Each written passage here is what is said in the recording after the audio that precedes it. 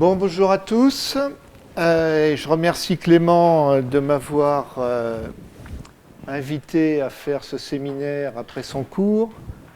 Et je le remercie aussi pour toute l'introduction qu'il a faite sur les nanoparticules. Donc on va pouvoir gagner un petit peu de temps.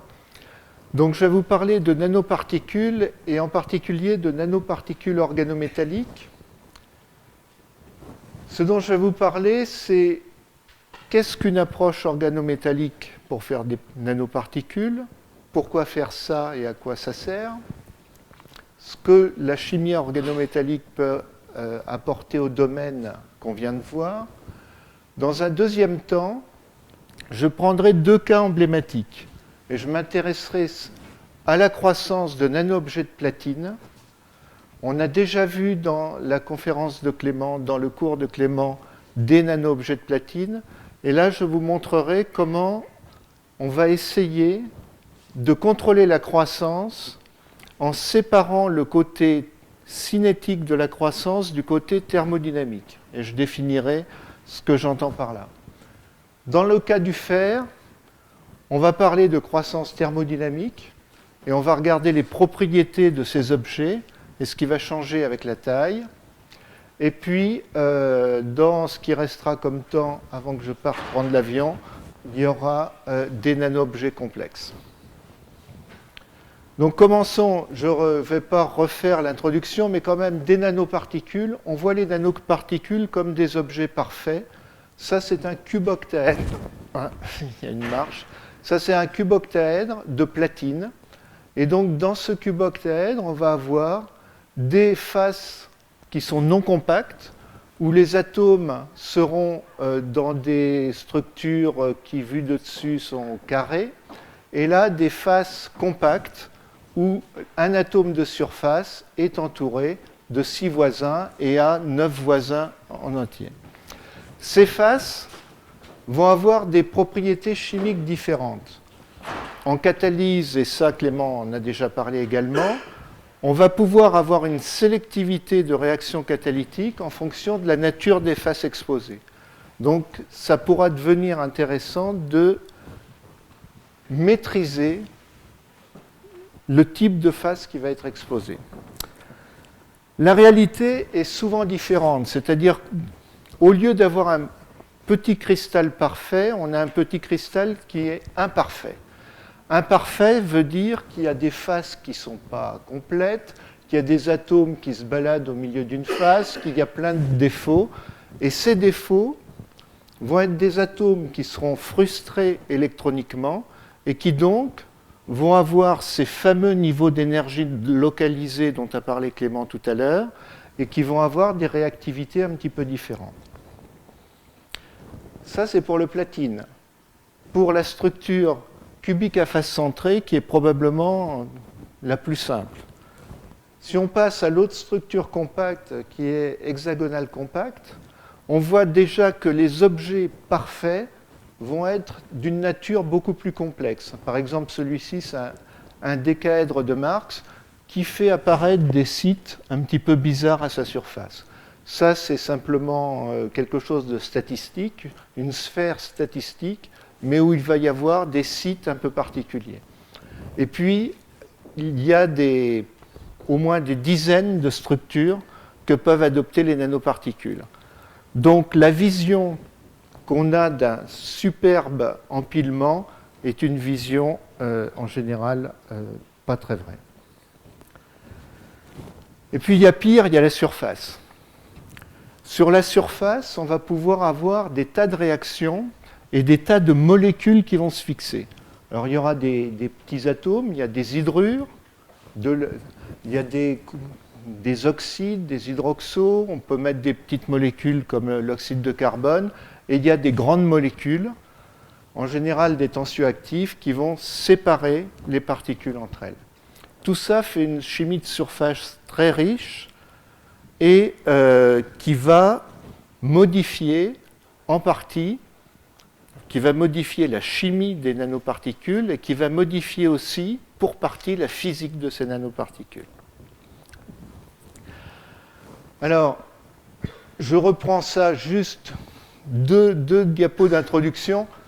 Ça, j'aime bien montrer ça. Ça, c'est une expérience de pensée d'Oswald de 1927 qui s'est dit que si on a un volume de 1 cm3, on a un certain nombre d'atomes de surface, 33%, mais quand on va aller vers un des cubes de 2,5 nanomètres de côté, là on a déjà 60% d'atomes qui sont en surface.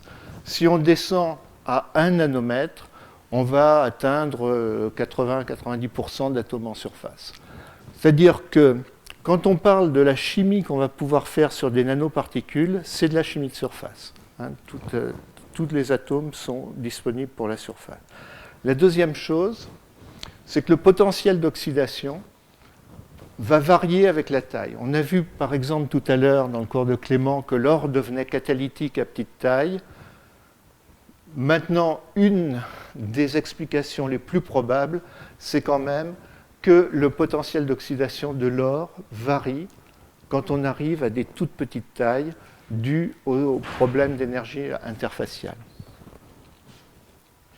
Ceci étant dit, donc, les nanoparticules, ce sont des objets intermédiaires entre les molécules et les solides. Il y a des niveaux d'énergie localisés. Nous nous intéressons aux nanoparticules parce qu'il y a des propriétés nouvelles et parce qu'il y a déjà des applications dans le domaine du photovoltaïque, les dispositifs magnétiques, en nanoélectronique et microélectronique. Bien sûr, les nanoparticules ont été utilisées depuis très longtemps en catalyse hétérogène. Et enfin, on peut contribuer à ce domaine en faisant des objets bien définis pour avoir une bonne compréhension de ce qui se passe, par exemple en chimie de surface. Si on veut étudier précisément et si on veut comprendre la chimie et la physique de ces nanoparticules, il faut contrôler l'état de surface et il faut préparer des objets identiques. Donc, mon exposé va être à ce sujet.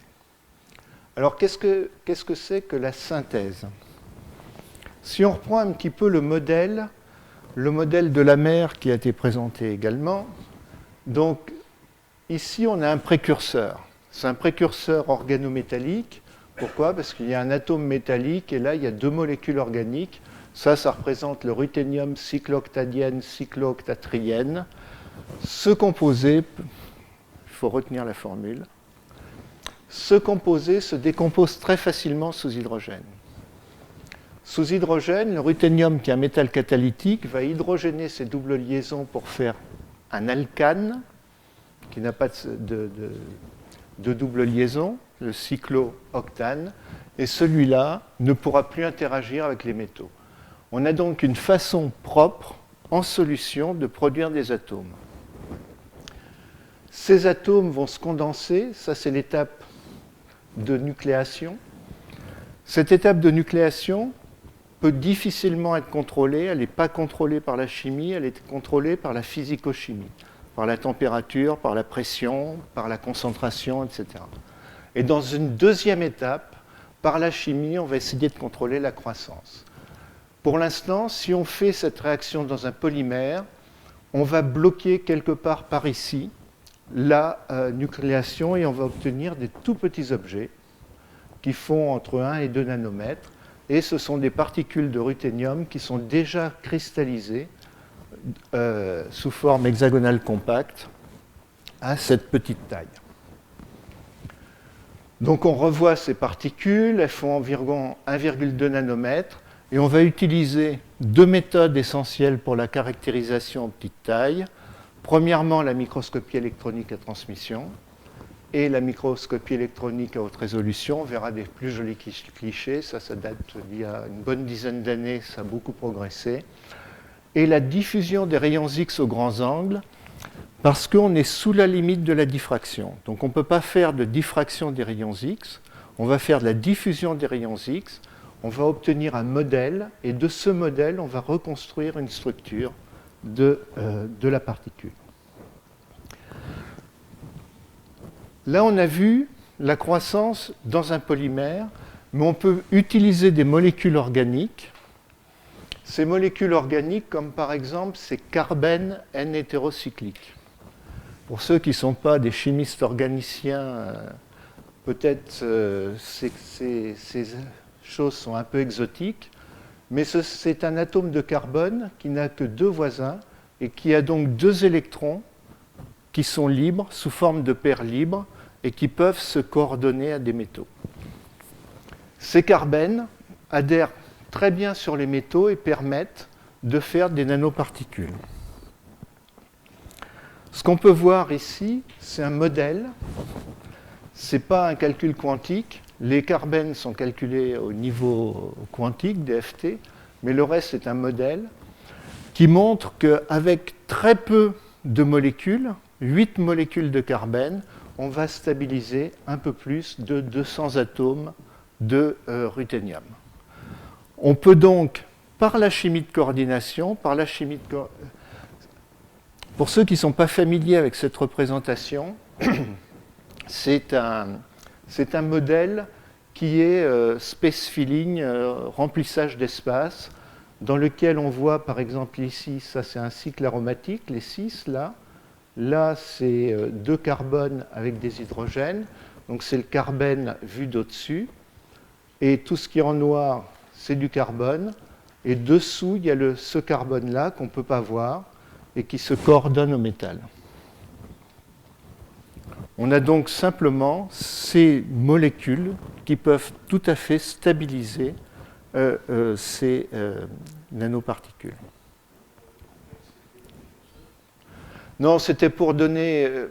là, on a un atome de ruthénium stabilisé par 2 grosses molécules, et là, on en a 200 qui sont stabilisés par 8.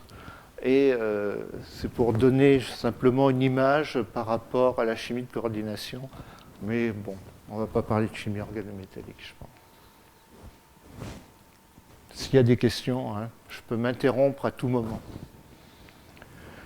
Donc, juste pour dire qu'une fois qu'on a mis ces molécules organiques autour, ces ligands, on va avoir des nanoparticules qui vont se comporter en solution comme des très grosses molécules organométalliques.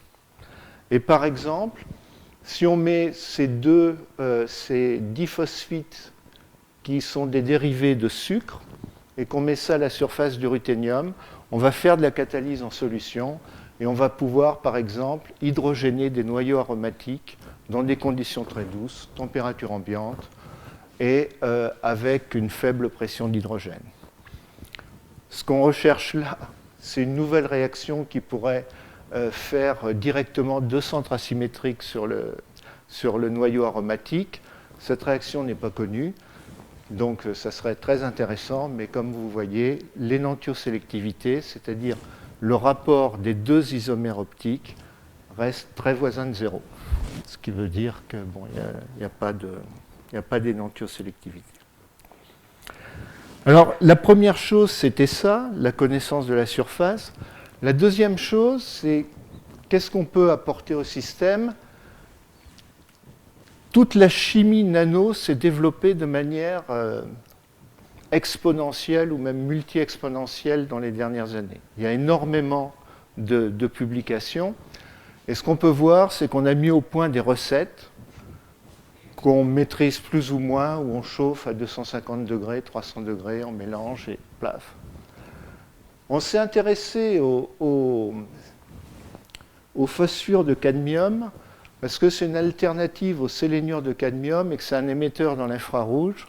Donc c'est quelque chose qui peut être intéressant, même s'il y a du cadmium, pour des applications en biologie. Et ce qu'on a vu, c'est la chose suivante. On chauffe à 200 degrés simplement pour dissoudre les précurseurs. Si on fait un tout petit peu de chimie de coordination, qu'on prend l'acétate de cadmium et qu'on le fait réagir avec une amine, on fait un complexe, acétate de cadmium amine, et ça on le fait réagir à 30 degrés avec une phosphine, et on a le phosphure de cadmium. Pareil, si on veut faire quelque chose qui est cœur-coquille, on va rajouter une couche de sulfure de zinc sur le phosphure de cadmium, toujours à 30 degrés, et on a, en fonction de la taille des particules obtenues, des émetteurs dans le visible et vers l'infrarouge, avec des rendements quantiques qui sont de l'ordre de 50%. On peut donc, simplement en regardant exactement quelle est la chimie en solution qui se produit, apporter des éléments constitutifs. Et enfin, le dernier élément, c'est la microélectronique. On peut dès aujourd'hui utiliser la chimie en solution avec les nanoparticules pour la microélectronique. Ce qui se développe à l'heure actuelle en microélectronique, c'est des architectures 3D. C'est-à-dire qu'au lieu de faire les puces directement sur du silicium, on va essayer de faire, pour concentrer le maximum de fonctions sur le minimum de volume, on va essayer de mettre des fonctions à l'intérieur du silicium. Donc on creuse ces trucs-là, ça s'appelle des vias, ou des... Ça c'est une tranchée profonde. Un via, c'est quand c'est traversant. Et là, on voit que cette tranchée a fait quelques microns sur quelques centaines de microns. Quand on utilise les procédés de la microélectronique classique, il est impossible de faire rentrer du métal jusqu'au fond de la tranchée. Par contre, quand on utilise de la chimie en solution, ici on a fait des nanoparticules de cuivre, ce qu'on veut faire là-dedans, c'est simplement avoir un contact, c'est-à-dire faire un nanofil de cuivre à l'intérieur de la tranchée. On fait rentrer les nanoparticules de cuivre et quand on fait une coupe, on voit que le cuivre va jusqu'au fond de la tranchée. De la même façon, on peut disperser des nanoparticules ici d'oxyde d'étain sur des supports silicium pour faire des capteurs de gaz. Et ces capteurs de gaz sont très résistants et très stables au cours du temps. Et ça a été industrialisé. Ça contrôle l'entrée d'air des BMW. Dès qu'il y a de la pollution, qu'on suit un camion, paf, les volets se ferment. Et c'est ces capteurs de gaz-là qui ont été utilisés. Donc, à ce point, j'espère que je vous ai convaincu qu'on peut utiliser la chimie en solution, la chimie organométallique, et qu'on peut avoir un intérêt d'utiliser ce type de chimie pour faire des matériaux qui auront des propriétés catalytiques, électriques ou photoluminescentes. Alors regardons les problèmes de croissance. Si je reprends mon petit schéma de tout à l'heure, donc j'ai mon précurseur, je décompose, il y a l'étape de nucléation, et puis cette étape de nucléation, on va essayer de faire croître les particules. D'abord, il y a la tendance naturelle qui est tout se termine, le matériau va grossir, tout va précipiter, et ça sera fini. Mais si on arrive à empêcher ça en mettant des inhibiteurs de précipitation qui sont par exemple soit des polymères, soit des ligands, ces molécules organiques qui, on a vu, contrôlent et stabilisent les particules, on va pouvoir essayer de faire croître les particules. Donc croître soit en contrôlant cinétiquement la croissance, soit en contrôlant thermodynamiquement la croissance. Alors commençons par la cinétique. Je reprends le cuboctaèdre de platine et je reprends les faces exposées. Donc, je l'ai déjà dit tout à l'heure, mais il y a des faces qui sont non compactes, on les voit mieux là, donc 8 voisins et puis un aspect carré, et des faces qui sont compactes et qui ont une chimie différente. Comment est-ce qu'on peut jouer pour faire croître une face aux dépens d'une autre? Donc, d'abord, on peut prendre un précurseur. Je vous ferai grâce des noms des précurseurs, mais simplement, ça c'est un précurseur qui se décompose très facilement. Le platine bis dibenzylidène acétone, c'est dit, mais voilà. Et quand on le décompose, il se décompose très facilement sous hydrogène. Et on peut mettre des ligands qui contiennent du soufre pour s'accrocher aux platines. La liaison platine-soufre est très forte. Et quand on fait ça, on va avoir des toutes petites particules bien définies, mais avec une liaison très forte entre le soufre et le platine. Ces particules sont stables pour des années. On peut les précipiter, les remettre en solution. C'est comme du sucre ou du sel. C'est stable. Par contre, si au lieu d'une fonction avec un S, on met une fonction avec un N, une amine, l'amine va avoir une énergie de liaison beaucoup moins forte avec le platine. C'est-à-dire que quand elle va se coordonner, on va commencer par voir des petites particules, puis ça va se transformer. Ce qu'on voit ici, c'est la résolution atomique. Donc les petites grilles, là, les petits points noirs, c'est des atomes. Ce qu'on va voir, c'est que les particules vont se coller entre elles et vont former des espèces de plats de nouilles. Qu'est-ce qui se passe? Donc là, on voit la coalescence. Ce qui se passe, c'est qu'on a des nanoparticules qui sont entourées de ligands, et ces ligands ne tiennent pas à la surface. Il y a une dynamique des ligands qui vont s'échanger. Les ligands qui sont dans la solution et les ligands qui sont à la surface vont s'échanger. On va donc libérer des sites de coordination de la surface. Et comme ces ligands sont des ligands qui sont aussi des tensioactifs, on va permettre la coalescence des particules selon une direction et aller vers des fils. Alors, ce n'est pas des fils qui sont parfaits, c'est plutôt des nouilles. Et on va avoir comme ça une dynamique qu'on va pouvoir mesurer par résonance magnétique nucléaire en solution, et où on peut voir les échanges qui se produisent. Donc on avait un ligand qui se décomposait facilement. On va prendre un précurseur, pardon. Maintenant, on va changer de précurseur. C'est un autre précurseur, c'est le diméthylcyclooctadiène platine. Il est plus difficile à décomposer. S'il est plus difficile à décomposer, ça veut dire quoi?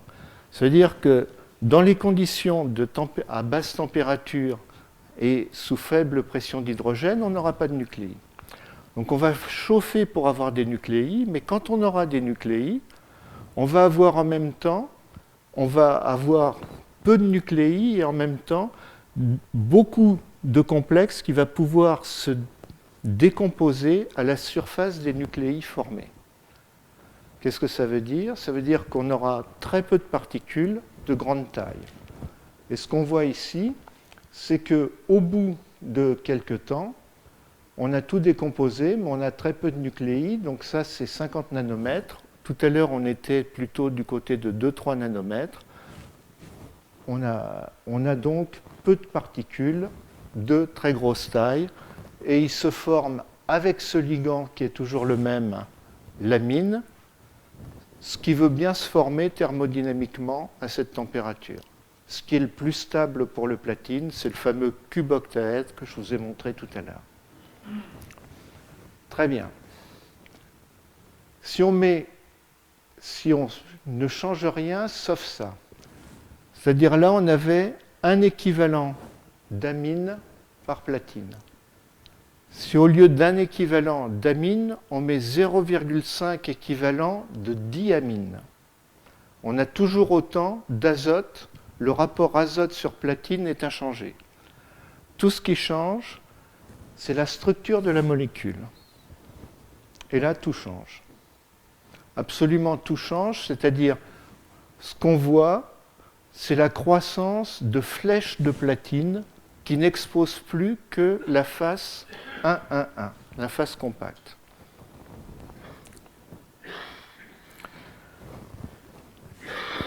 On a voulu voir l'influence du ligand, donc on a commencé par faire croître les cuboctaèdres, et dans la solution où il y a les cuboctaèdres, on rajoute la diamine. Et ce qu'on voit, c'est de nouveau croissance des faces 1,1,1. C'est donc bien ce ligand diamine qui force la formation de ces faces. Et alors à quoi c'est dû? Ce qu'on peut proposer, c'est que la diamine va se coordonner plus facilement sur les faces non compactes, sur les faces qui apparaissaient carrées, va les bloquer et va donc permettre la croissance des faces compactes. Alors c'est très joli, mais ça nécessite une interprétation. Et toute interprétation, sans rien qui le démontre complètement, génère toujours du scepticisme. Scepticisme qu'on peut voir dans les regards des gens qui sont dans l'Assemblée. Donc même si le modèle paraît correct, on ne sait pas très bien quand même ce qui se passe exactement. On sait que cette diamine favorise cette croissance, mais on voudrait comprendre si c'est un effet thermodynamique, si c'est un effet cinétique, parce que c'est un blocage temporaire des faces et que pendant ce temps-là, il y a la croissance. Donc on s'est tourné vers un troisième précurseur. Alors celui-là, il est encore beaucoup plus difficile à décomposer. C'est simplement l'acide hexachloroplatinique, c'est un sel de platine. Ça se décompose pas très facilement. Ça se décompose pas facilement. Et donc on va prendre des conditions plus drastiques, 150 degrés sous hydrogène, une amine toujours, et par chance, bien que l'oléilamine soit peu recommandable parce que c'est toujours quelque chose qui est un peu sale et que je recommande pas de prendre, mais heureusement il y a des gens qui ne suivent pas les conseils dans le laboratoire. Donc l'oléilamine a au milieu de sa chaîne carbonée une double liaison. Quand on a une double liaison de l'hydrogène et du platine, il va se passer un phénomène d'hydrogénation à un moment. Et alors ce qu'on trouve, c'est qu'en fonction de la concentration du sel de platine, on a soit de magnifiques étoiles à 3 branches ou à 5 branches, soit des structures dendritiques. Alors on va voir ça de plus près. Premièrement, c'est des petits trucs, des espèces de cubes, mais à l'intérieur, on voit que ce n'est pas des vrais cubes fermés, c'est des cubes dendritiques, on va les voir mieux. Et puis ça ne s'arrête pas, c'est-à-dire c'est une croissance continue, il n'y a pas de phénomène de régulation, c'est une croissance cinétique jusqu'à temps qu'il n'y ait plus de platine dans la solution. Si on regarde un cristal, c'est un monocristal. Un monocristal, on voit ça par la diffraction des électrons. C'est un monocristal, donc tout est orienté et les faces exposées sont des faces non compactes. Quand on regarde les étoiles de platine, là on est à faible concentration, donc on a des jolis trucs. Et quand on regarde de près, on n'a que des faces compactes 1-1-1 qui sont exposées. Donc on a des formes totalement différentes et en plus des faces exposées qui sont totalement différentes. On peut suivre. J'ai fait sauter la diapo. Je suis passé vite sur celle-là. On peut suivre ici la croissance. Dès les premières étapes, on a des bifurcations et on arrive à des objets qui sont absolument, je ne devrais pas le dire, mais fascinants.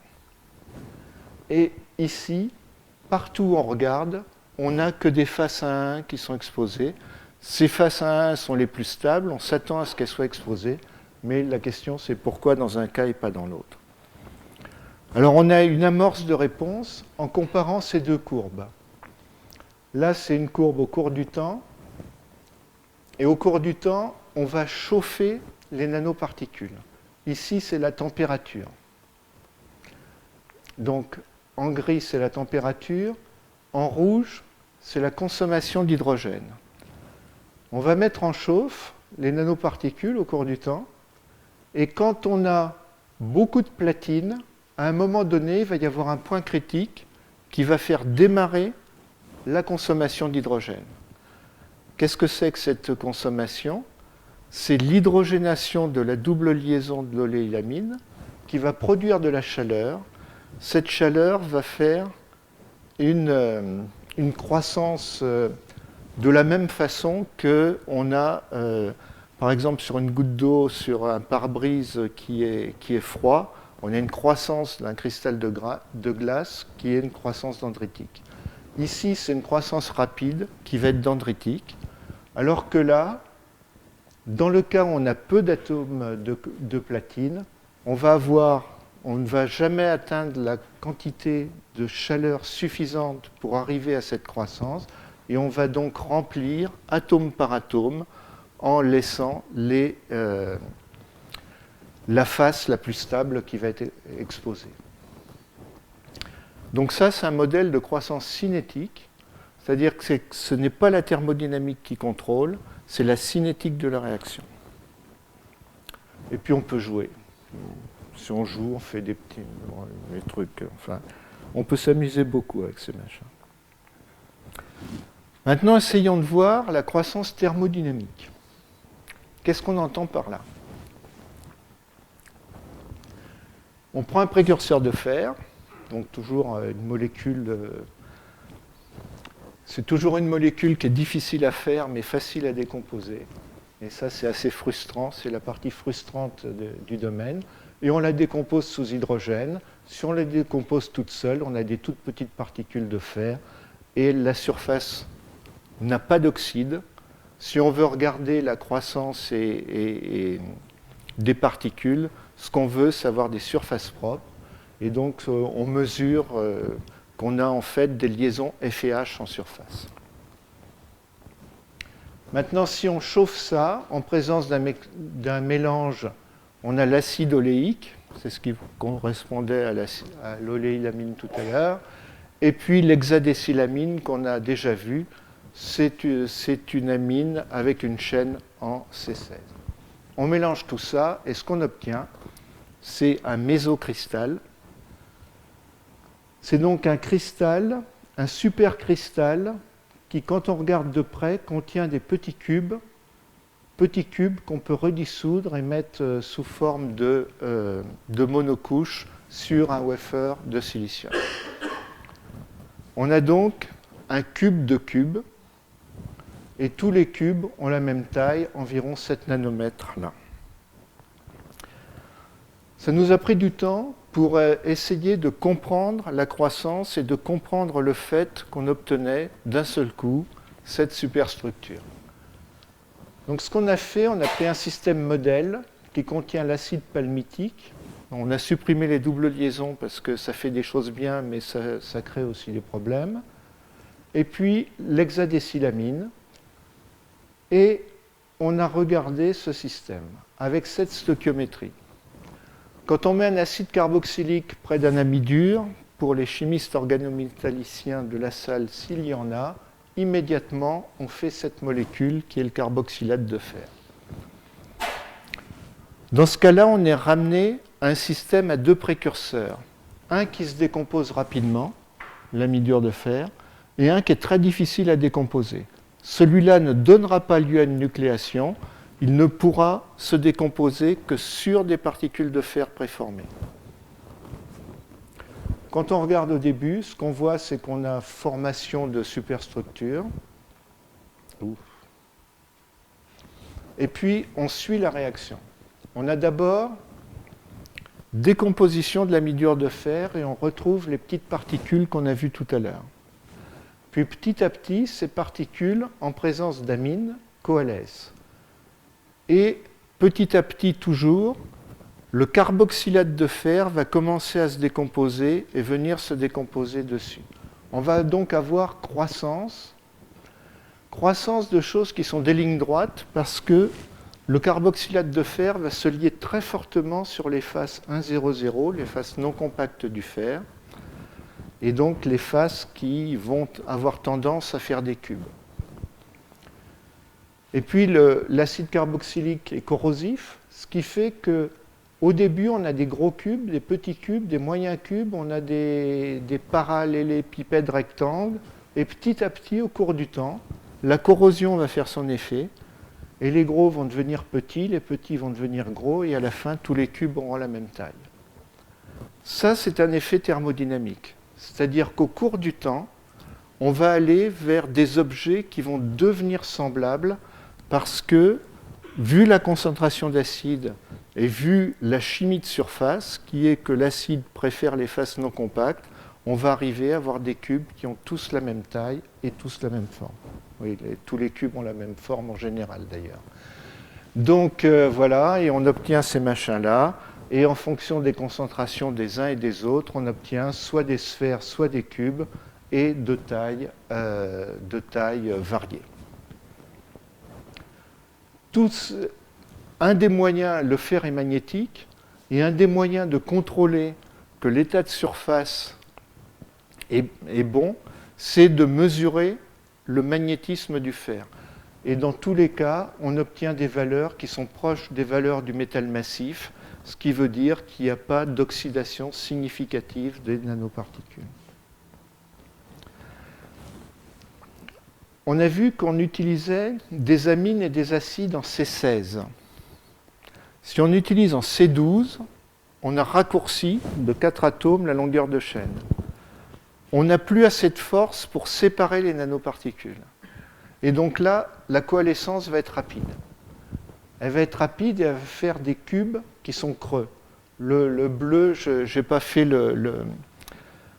c'est de la microtomie, ça. C'est-à-dire que c'est là une reconstruction d'image, ce qu'a montré Clément tout à l'heure. On a fait des coupes à l'intérieur du matériau. Et à l'intérieur du matériau, de ces cubes, on voit ça, c'est du gras. C'est-à-dire c'est le mélange d'acide et d'amine qui est prisonnier à l'intérieur du fer. Alors les cubes ne sont pas très beaux, ils ne sont pas monodisperses, mais ils ont des trous à l'intérieur. Et ça, c'est intéressant. Tout petit peu de physique. Les petites particules sont monodomènes. Ça veut dire que tous les spins des atomes individuels sont alignés. Les grosses particules ou les aimants qu'on met sur les frigos sont multidomènes. Ça veut dire qu'il y a des domaines où tous les spins sont alignés, et puis à l'échelle macroscopique, on va avoir refermement des lignes de champ pour minimiser l'énergie magnétique. Tous les aimants sont comme ça, la ligne de fer, les expériences de première, tout ça c'est pareil. On referme les lignes de champ. C'est monodomaine, mais il y a deux positions possibles. La position où tous les spins sont up, la position où tous les spins sont down. Pour passer de l'un à l'autre, il y a une barrière d'énergie qui dépend du matériau, de sa constante d'anisotropie, et du volume des particules. C'est-à-dire plus les particules sont grosses, plus cette barrière va être grande. Ce qui fait que à une certaine taille, on va fixer le magnétisme et ça deviendra des aimants permanents sur lesquels on pourra inscrire de l'information. Entre les deux, entre le monodomaine et le multidomaine, il y a un état vortex où le champ magnétique se referme sur lui-même mais n'est pas confiné dans certaines zones. C'est donc un état où le magnétisme est comme circulaire. C'était prévu pour des atomes de fer des cubes de fer entre 20 et 40 nanomètres. Et ce qu'on voit ici, c'est un cube qui fait environ une trentaine de nanomètres, 35. En fausse couleur, on a l'intensité du champ magnétique. Et ici, en fausse couleur, on a la direction du champ magnétique. Et ça, c'est une simulation micromagnétique. On a donc formation d'un vortex sur un cube.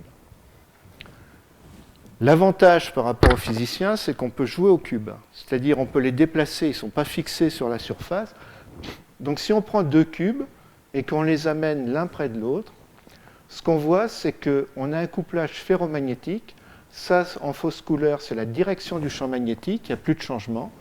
Et là, en fausse couleur, l'intensité du champ magnétique, il n'y a plus de changement non plus.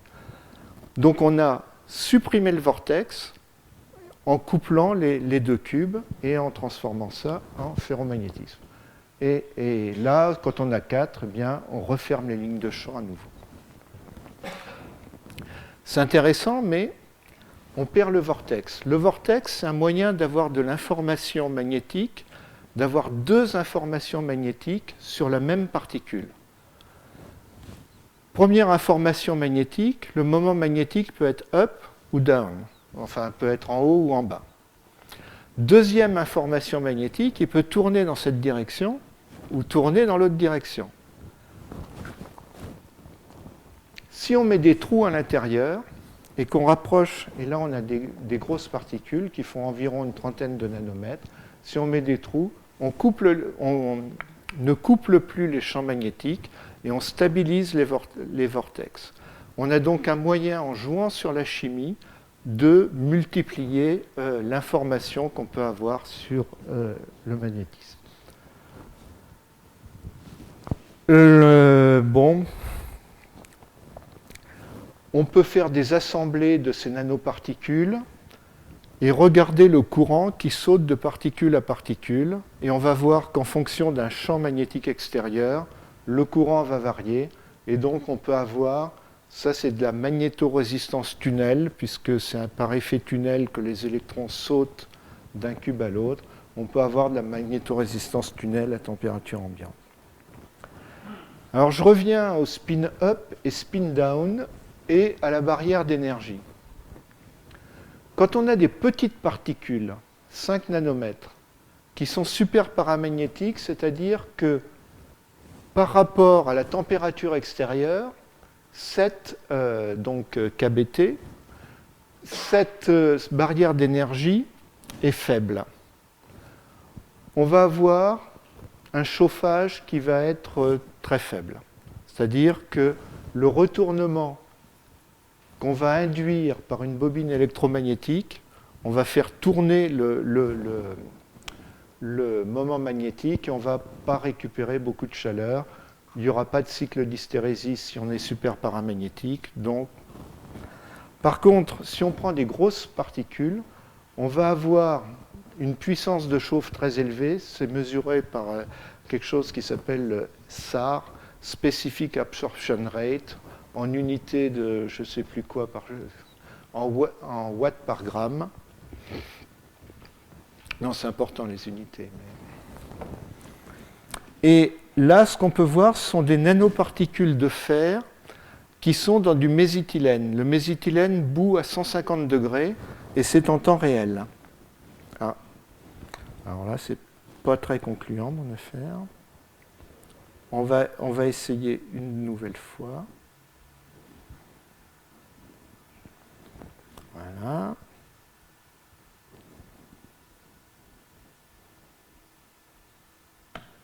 Voilà. Donc dès que le champ magnétique a été mis, le mésithylène se met à bouillir. Le chauffage intervient en moins d'une milliseconde. On a mesuré les dynamiques. On a donc quelque chose qui est très, très bien pour l'hyperthermie. Ça, c'est ce qu'on appelle de l'hyperthermie. Donc, c'est utiliser le retournement du moment magnétique des nanoparticules en utilisant le fait qu'il y a une barrière entre les deux. On récupère la chaleur de la barrière et on va pouvoir chauffer le milieu. Pour traiter des tumeurs, ça, c'est parfait, mais le fer n'est pas toxique. On va pouvoir traiter des tumeurs, mais vu qu'on va faire tout bouillir autour, je ne sais pas, on ne va pas traiter le malade, je crois. Donc, ce n'est pas encore tout à fait ça. Alors, on va, dans la dernière partie, on va regarder des nano-objets complexes. Donc, je vous ai présenté la synthèse de nanoparticules de fer. Elles sont très bien, elles ont des belles propriétés physiques, elles ont des propriétés catalytiques aussi, dont je n'ai pas parlé, mais elles sont actives par exemple en Fischer-Tropsch. Et la question c'est, elles sont sensibles à l'air, c'est-à-dire que si on les met à l'air, elles sont immédiatement dégradées en oxyde, et même certaines d'entre elles prennent feu. Mais bon. Donc est-ce qu'on peut éviter ça ? Et une idée, c'est de transformer la surface en carbure de fer. Alors, quelles sont les méthodes actuelles 2011 pour faire des nanoparticules de carbure? Bon, il y a des méthodes d'ablation laser, il y a des méthodes où on chauffe à haute température. Il n'y a pas de méthode de chimie douce pour faire des nanoparticules de fer autres que quand on utilise des nanoparticules de fer dans les synthèses Fischer-Tropsch, Je vous rappelle que les synthèses Fischer-Tropsch qui ont été utilisées à la fois par les Allemands pendant la guerre et par les Sud-Africains pendant la période de blocus due à l'apartheid, c'est l'hydrogénation du monoxyde de carbone pour faire des carburants, pour faire des essences, des hydrocarbures. Ça fait tous les hydrocarbures. Donc l'idée, c'était la suivante. Bon, ça ne marchait pas avec nos particules, on en a fait d'autres, des particules de fer monodisperses à partir d'amine et de chlorure d'ammonium. Celles-là sont assez jolies. Et on rajoute du fer carbonyle pour mimer le processus de Fischer-Tropsch dans lequel on va faire d'une part du carbone qui rentre dans le fer et de l'eau qui est éliminée. Donc si on a une température qui est insuffisante, on décompose le fer carbonyle, mais on ne fait que du fer. On fait grossir de environ 8 nanomètres à 10 nanomètres. Quand on travaille à 120 degrés, on a formation d'une structure cœur-coquille où on a du fer à l'intérieur et du carbure de fer à l'extérieur. Et enfin, à 150 degrés, on a tout sous forme de carbure. Alors, on peut le voir de plus près. L'hydrogène est absolument essentiel dans la mesure où c'est l'hydrogène qui permet d'enlever l'oxygène du CO, de faire de l'eau, et ce qui permet au carbone de rentrer. Donc quand on est sous hydrogène, le spectre Mössbauer nous dit que c'est bien du carbure de fer. Quand on n'est pas sous hydrogène, ce qu'on fait, c'est de la croissance, mais on garde les particules de fer zéro. Alors là, voilà une particule de carbure de fer qui est entourée d'un carbure de fer riche en carbone. Et pratiquement, là, ce qu'on voit, c'est du graphène, des feuilles de graphène autour. Et là, c'est le fer zéro qui est entouré de carbure de fer. Tout ça, c'est des analyses, Mössbauer, rayons X, etc., mais je passe. On peut contrôler la taille, ça marche à toutes les tailles. Et le point intéressant, c'est le suivant. Quand on prend des particules de fer et qu'on les met à l'air, on voit que le magnétisme baisse parce qu'on oxyde la couche de fer qui est à l'extérieur. Quand on laisse à l'air longtemps, je crois que là c'est marqué, c'est illisible, mais c'est 11 jours, on voit qu'au bout d'11 jours, c'est stabilisé et qu'on n'oxyde plus. On a oxydé un petit peu en surface, mais que l'oxydation ne pénètre pas. On a donc des particules qui deviennent stables à l'air. Alors, est-ce qu'on peut augmenter la complexité, aller vers des bimétalliques ?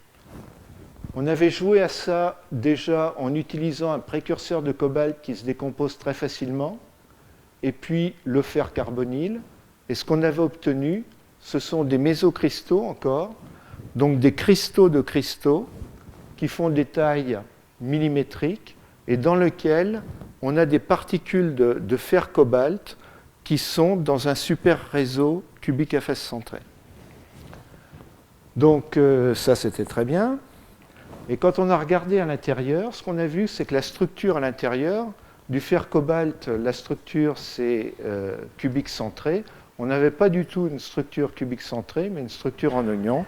Et quand on chauffe, on transforme cette structure en structure cubique centrée avec une pellicule de carbone autour. On avait donc inclus du carbone déjà dans notre fer cobalt. Mais on peut reprendre la même technique qu'on a prise sur le fer.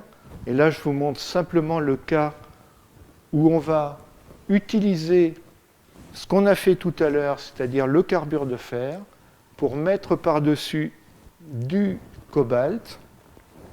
Donc on décompose le carbonyle de cobalt par-dessus, et on voit là, par microscopie électronique en transmission, filtrer en énergie pour voir où se trouvent le fer et le cobalt. Là, on a les trois particules qu'on va étudier, et on voit que ces particules, elles contiennent du fer et elles contiennent du cobalt. On a donc bien déposé le cobalt à la surface du carbure de fer. Dernier exemple, sur la croissance thermodynamique, Je vous ai montré la croissance thermodynamique de cubes de cobalt. On peut faire la même chose avec de cubes de fer, pardon. On peut faire la même chose avec des bâtonnets de cobalt. La structure cristalline du cobalt est hexagonale compacte, c'est-à-dire qu'il y a un axe de croissance privilégié, et alors que la structure du fer est cubique.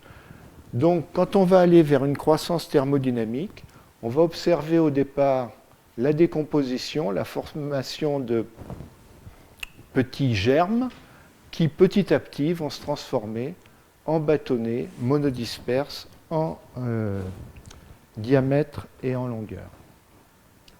Et on peut continuer à jouer, ce sera pratiquement ma dernière diapo. Je l'ai beaucoup... on a joué à mettre de l'or sur les bâtonnets de cobalt. Pourquoi ?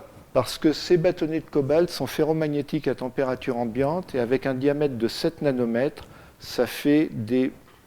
si on peut les aligner, les adresser pour inscrire de l'information magnétique, on est à plusieurs terabits par pouce carré, qui est apparemment l'unité qui est utilisée. Donc c'est très bien, mais il faut pouvoir les adresser. Et pour les adresser, ce qu'on a voulu faire, c'est mettre un bout d'or au bout et les coller avec des tioles sur des surfaces. Mais pour mettre un bout d'or au bout d'un bâtonnet de cobalt, c'est moins facile que ça paraît.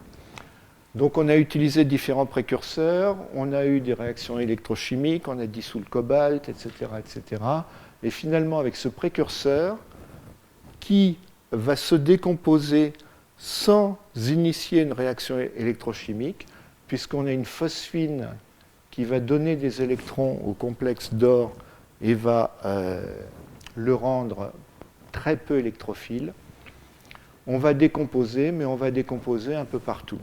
Si on met un excès de ligand, comme les bâtonnets de cobalt ont sur le côté des faces non compactes et au sommet une face compacte, les ligands vont se mettre préférentiellement le long de l'axe de croissance. On va donc bloquer tous les côtés et on va mettre l'or spécifiquement au bout des bâtonnets de cobalt, comme on peut le voir là par les images de haute résolution. Et puis on peut continuer à jouer sur les étapes de nucléation-croissance et on peut s'amuser. Là, ça a été fait avec l'espoir que strictement ça ne serve à rien. Et je pense que pour une fois on a atteint notre but, mais on arrive à faire des nœuds neuronaux, tout ça c'est des fils de cobalt monodisperses.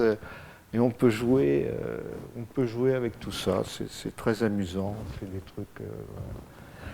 Donc, en conclusion, moi, je vais simplement laisser cette conclusion.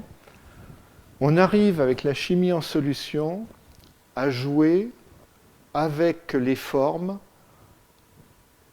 je ne dirais pas en comprenant exactement tout ce qu'on fait, mais en ayant une approche où on arrive à commencer à comprendre ce qu'on est en train de faire. Et donc, on est capable de faire de la croissance cinétique. La croissance cinétique, c'est toujours quelque chose où on ne contrôle pas vraiment. C'est-à-dire, il va se faire ce qui veut bien se faire, puisqu'on n'a aucun moyen de réparer ce qui va se faire. Donc par cette croissance-là, on va avoir des objets qui peuvent être fantastiques, comme les particules de platine qui sont dendritiques et qui sont des monocristaux, mais disons que ça n'arrive pas très souvent.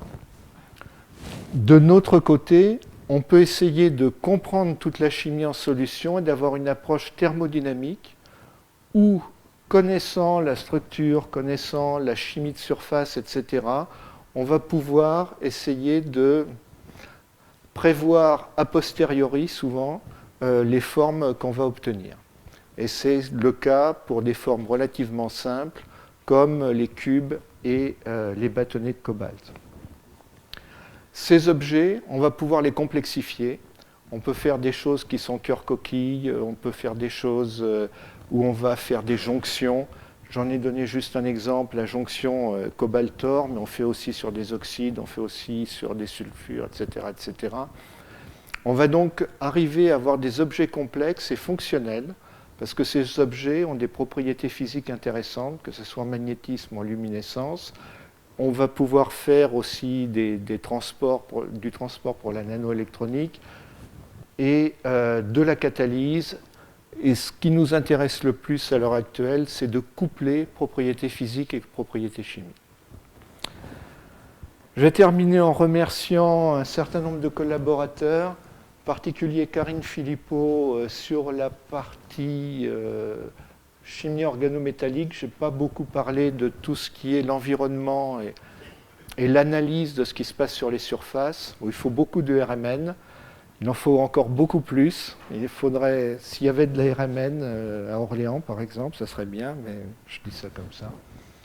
Ensuite, partie semi-conducteur, c'est Fabien Delpech, Céline Néral, Wilfried Solo-Ojo sur le phosphure de cadmium. Ensuite, sur le fer, c'est essentiellement le travail de Sébastien Lachaise, Lise-Marie Lacroix, Frédéric Dumestre au départ, Céline Devaux sur le fer cobalt et Anne Cameffre sur le carbure de fer, le cobalt sur le carbure de fer, etc., etc. Et puis la croissance de cobalt, Caterina Soulantica et Jérôme Ménadier sur l'or, des collaborations en particulier avec des physiciens pour la microscopie électronique et l'holographie, Étienne Snouk au CMS à Toulouse, au LPCNO avec Marc Respo et son équipe, et puis de l'argent. Et je vous remercie pour votre attention.